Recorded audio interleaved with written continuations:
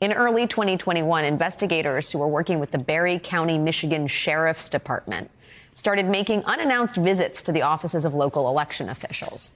They then allegedly used their roles with the Sheriff's Department to convince those local clerks to hand over their voting machines. So we all know about the Georgia case regarding election interference, but a similar thing actually happened in Michigan involving a lot of the same people. Even just the cast of characters involved in this alleged plot is not to be believed. For instance, there was this guy, Jeffrey Lenberg, an alleged member of this plot, who you can see here, quote unquote, testing voting machines in Michigan. That's the test.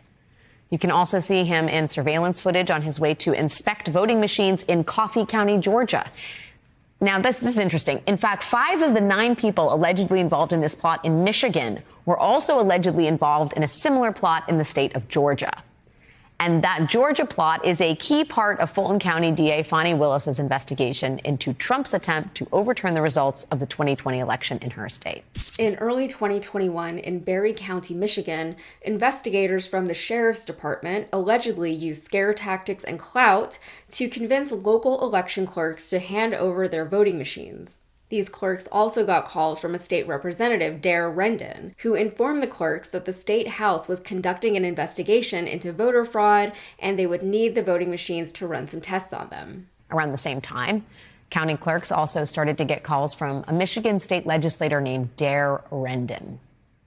Ms. Rendon was saying that the House of Representatives at the state level was doing an investigation and that they needed the clerks' voting machines. But the state's House was not doing an investigation. A group of 9 Trump allies were.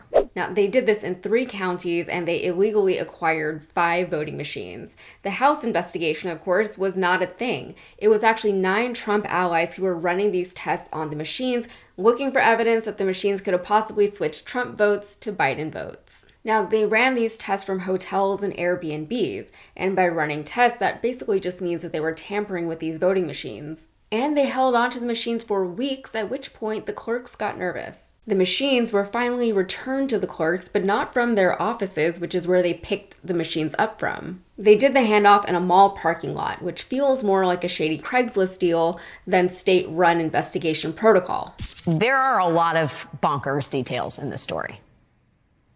I'll treat you to just a few. For instance, how this group of Trump supporters told the clerks they would only take their voting machines for a few days, but then those days turned into weeks, and the clerks started understandably freaking out, asking repeatedly, where are our voting machines?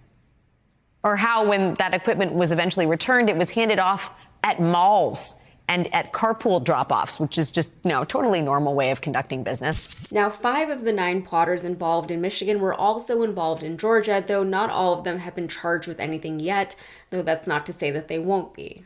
Of those involved, former Trump-backed Attorney General candidate Matt DePerno and Representative Rendon have been charged with violating Michigan election law, along with Michigan Attorney Stephanie Lambert.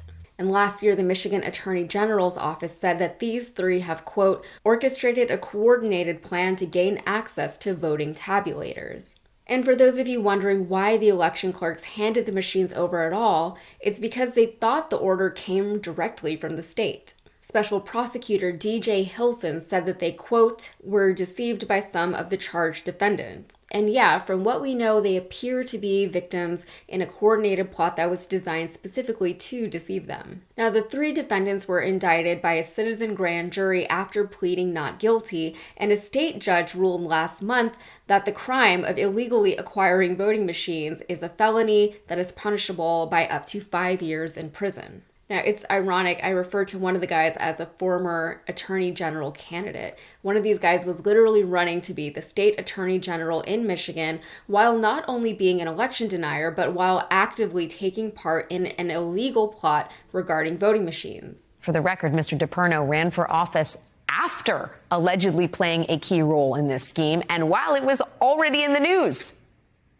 As an election conspiracy pushing Republican, running for the highest law enforcement position in the state, Matt DePerno still managed to get 45% of the vote. Just to remind you, the Attorney General is the highest law enforcement agent in the state, but even with this indictment, he still has nothing on my own Texas AG. Now, the Attorney General is, of course, an elected position, and DePerno still polled in 45% of the vote amidst all of this voting confusion in Michigan, voting confusion that he helped to instigate.